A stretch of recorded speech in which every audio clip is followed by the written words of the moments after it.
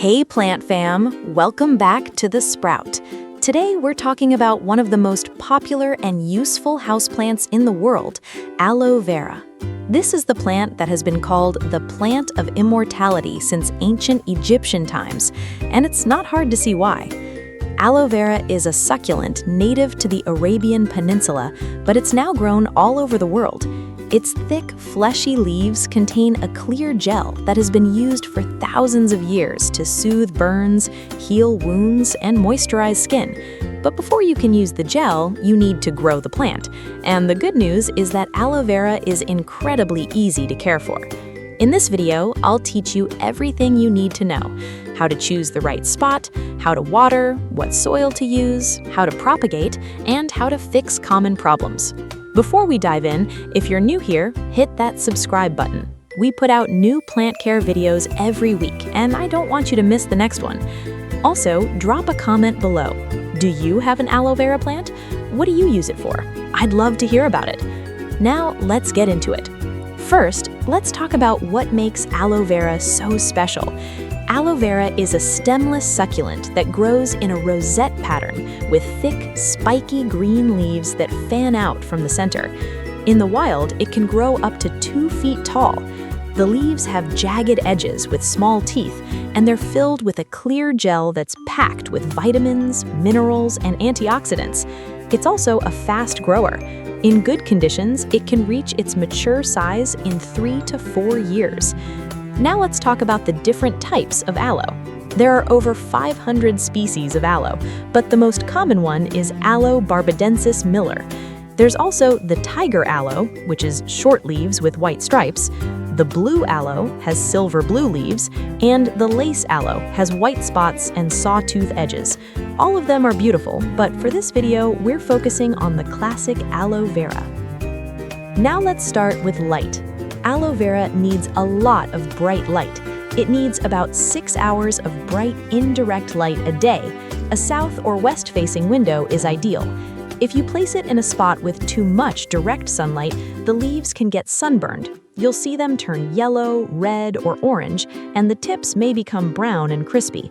So if you see those signs, move it to a slightly shadier spot. On the other hand, if it doesn't get enough light, the plant will become leggy. The stems will stretch out and the leaves will droop. So find that sweet spot, bright but not scorching. Now let's talk about the most common mistake with aloe vera: overwatering. Aloe is a succulent, which means it stores water in its leaves. It's a desert plant, and it's used to long periods of drought. The #1 cause of death for aloe plants is root rot from overwatering.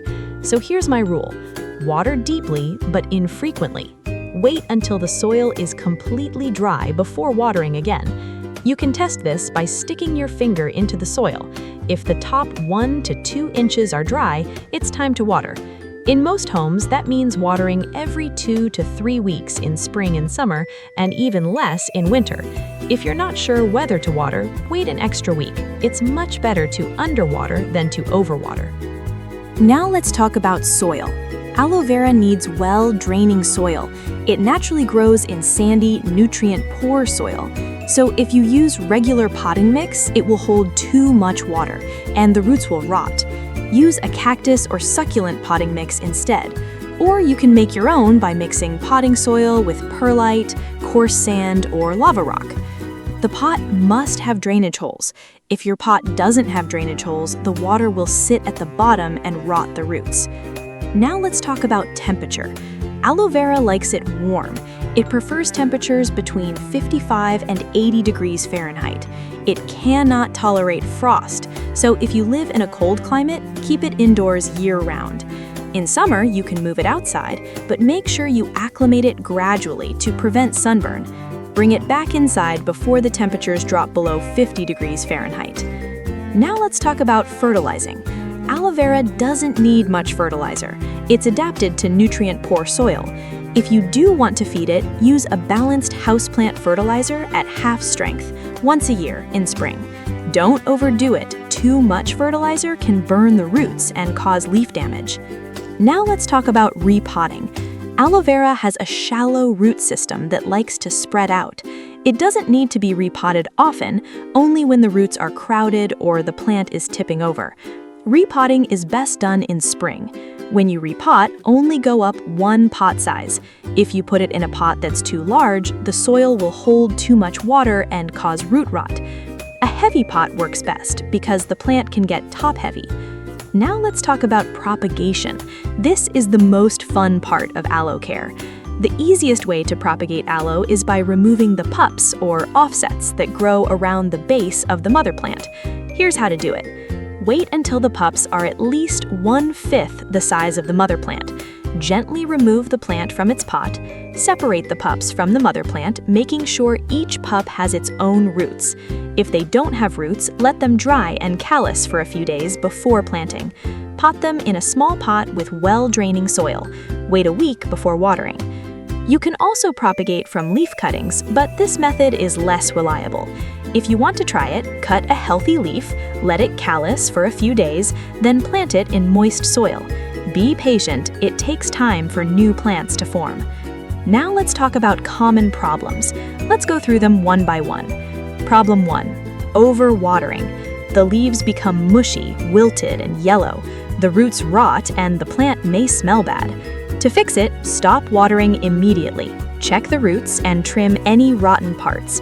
Repot in fresh, dry soil and water much less. Problem 2. Underwatering. The leaves become thin, wrinkled, and grayish.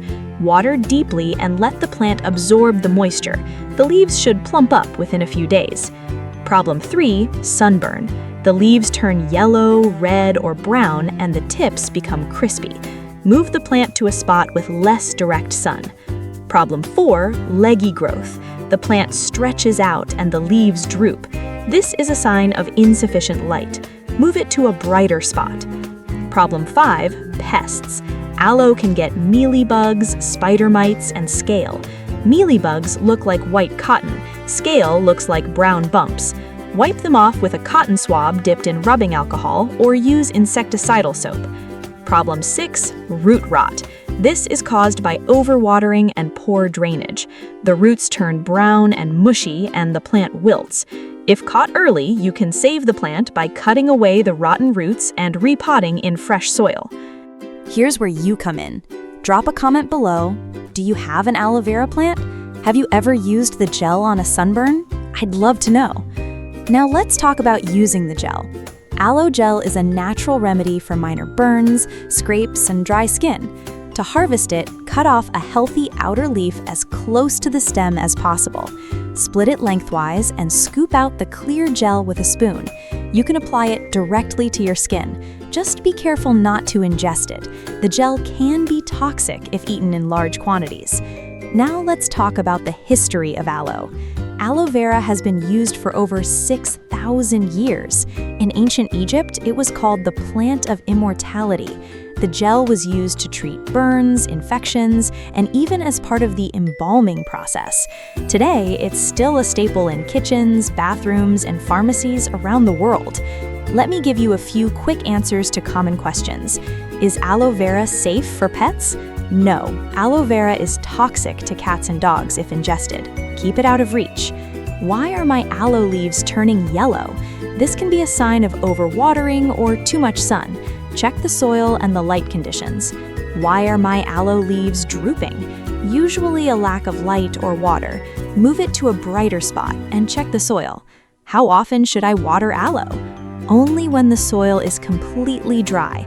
In most homes, every 2 to 3 weeks in summer and once a month in winter. Let's wrap everything up. Aloe vera is a beautiful, useful, and low-maintenance plant. Give it bright, indirect light, water deeply but infrequently, use well-draining soil and a pot with drainage holes, keep it warm and away from frost, propagate by separating the pups, and harvest the gel from minor skin issues. Here's the most important thing to remember. Aloe vera thrives on neglect. It's a desert plant that's used to long periods of drought. The biggest mistake is overwatering. If you can resist the urge to water it too often, it will reward you with healthy leaves and a lifetime of gel. Before you go, hit that subscribe button if you haven't already, and leave me a comment. Are you going to add an aloe vera plant to your home? What will you use the gel for? I'd love to know.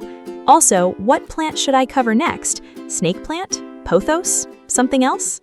Let me know. Thanks for watching. Take care of your plants and they will take care of you. See you in the next video.